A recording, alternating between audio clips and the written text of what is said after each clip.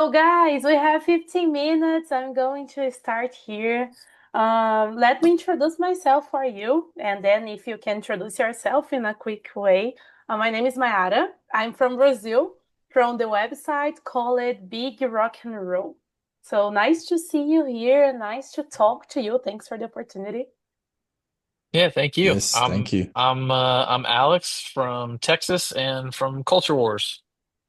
I'm Caleb from Culture Wars.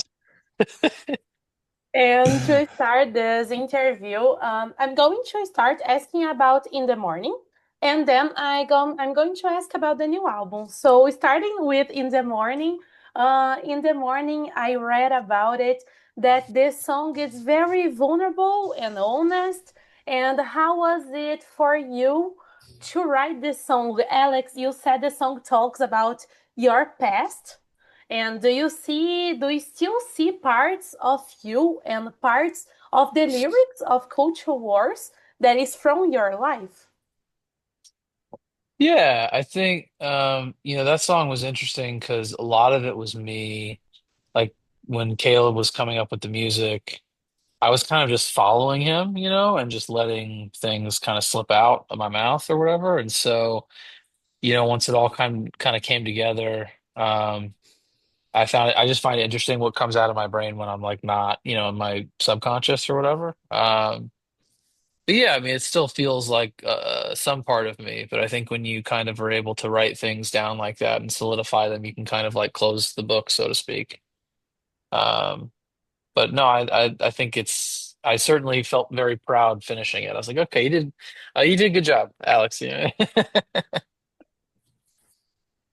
And talking about guitars and talking about the lyrics and these strong guitars, because listening to the song mixes strong guitars and the emotional lyrics. So, how did you find that balance? I think musically, like we definitely start off musically, whether it's like Alex on acoustic or I'm making a beat. Like we never really rarely start with the full vision. So I think it's like musically, I came in that day and I know I wanted a certain vibe and a certain tempo. And I don't know, it's just the guitars kind of landed where they were, and then depending on what Alex was doing melodically, it's like kind of leads where everything goes. And so I just really think that when the songs that we like actually go, because it takes a lot of work to finish a song, so the songs that we actually get to a point where like we want to finish this, they kind of are speaking to us already. They're kind of telling us exactly what they are and what they want to be, and it's really just our job to make sure that that happens and we don't get in the way. And so it's very subconscious, it's very pulling from somewhere else. And I think, the way we have been doing things, at least on this album, was, we would focus on just getting a good song first and being very like, if it's not good with two elements, like if it's not good between Caleb and I with just a guitar and a vocal and just the two things, if it's then we don't move forward. And so I think when we have like a really solid base of a song like that, it lets the guitars stand out and do their thing. Because at that point, the song's there, like now you can kind of do whatever feels right. And we don't need to like put a bunch of bells and whistles on it. It can be what it is, and then we can just turn on the guitars and the bass and the drums and done. So I think it enables the band to just be free. And talking about this song, but related to the new album, you said the production changed how you hear the album. So for me, for example, when you are creating something or when you are recording something, I can imagine that you listen again and you have changes to do it. But can you explain that in a simple way about how it changed to the album, about the Yeah. production?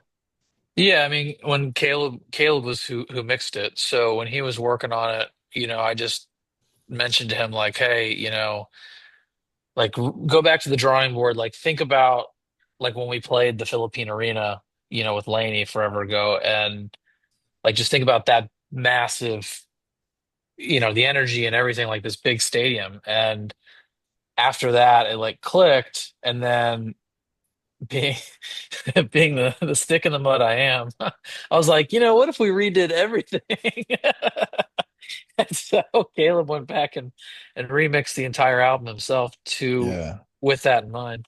Yeah, I think that the process of making the new stuff and playing live, interacting with real people and doing all that, it gave so much information to us. And really a big part of where everything sits now is like it is culture wars. It is all of us. It is we're being ourselves as authentically as possible through every song.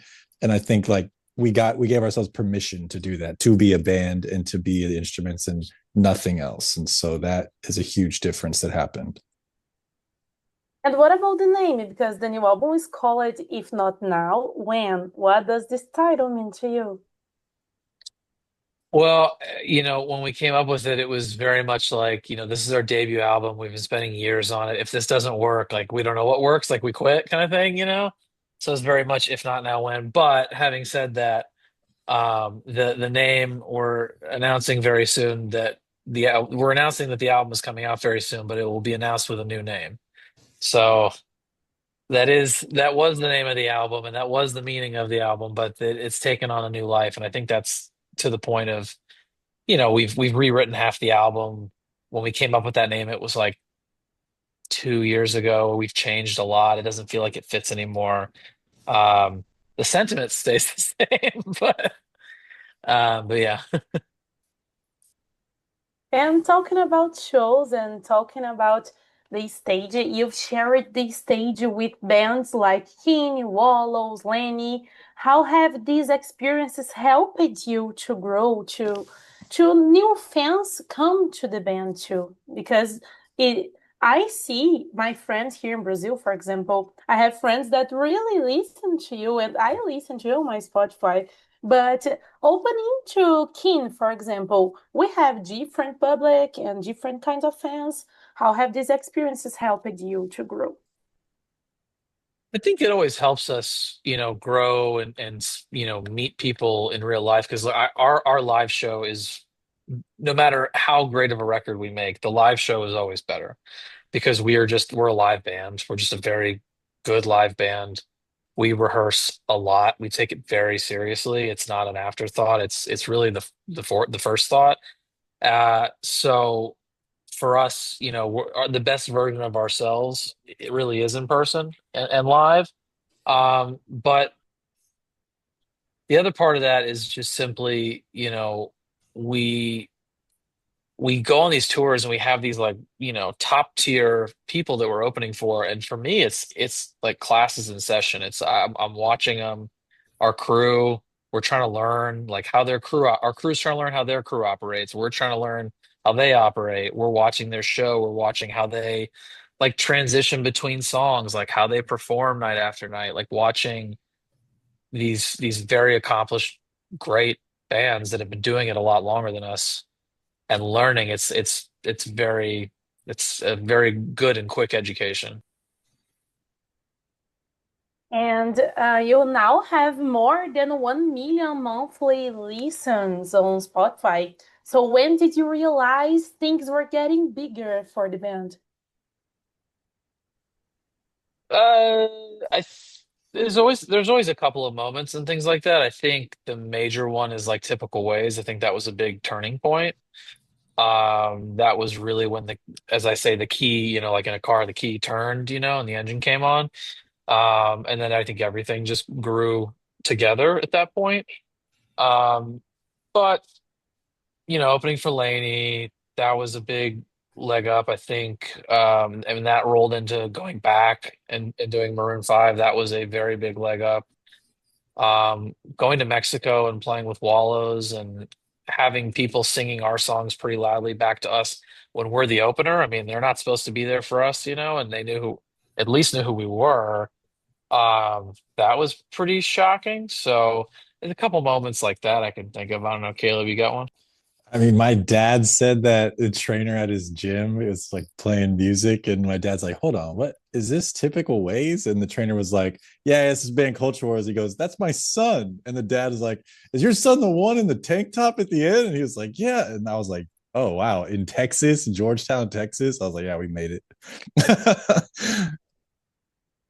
And to finish this interview, you have different answers, I think. So if someone is listening to the band for the first time, so Culture Wars, I really want to listen this band. So which song should they start with and why? I mean, I feel like typical ways is really the one that people respond to the most. I would say second to that for me is probably slowly. Yeah. I'd Well, say, bittersweet, I guess, but oh yeah.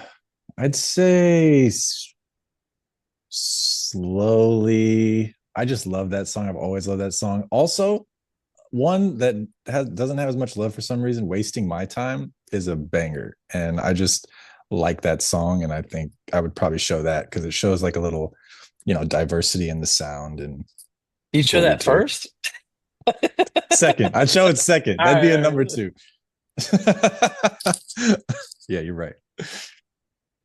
So that's it. Thank you so much. Can I say come to Brazil? Because we really Yeah. see Yeah, want to see you here. Come to We'll be there. Brazil. We'll be there. yeah, yeah. The plan is to come this year. Oh, yeah. Thank you so much. Thank you for the opportunity. And this interview is from the website Big Rock and Roll, but we always post like 1 minute or 2 minutes in Reels on Instagram. And then by texting in our website, that is Big Rock and Roll. So that's it. Thank you so much. And probably I'm going to see you this year. All So come right. to Yes, Brazil definitely. one more Yeah. time. And HK Music. Thank you so much. Thank you. Thank you. Yeah, appreciate it. See you soon. See you soon. Bye bye.